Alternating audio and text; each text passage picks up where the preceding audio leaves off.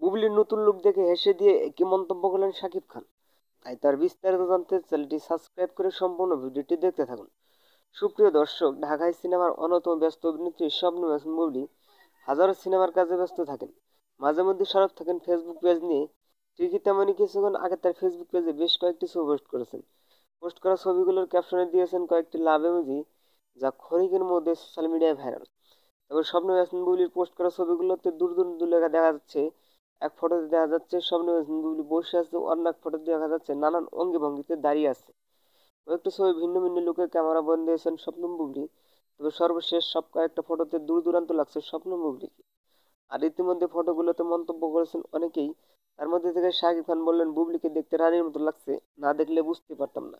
তো বন্ধুরা, শাকিব খানের এমন কথা শুনে আপনি কি ভাবছেন সেটা কমেন্ট করতে পারেন নিচে কমেন্ট বক্সে। ধন্যবাদ পুরো ভিডিওটি উপভোগ করার জন্য।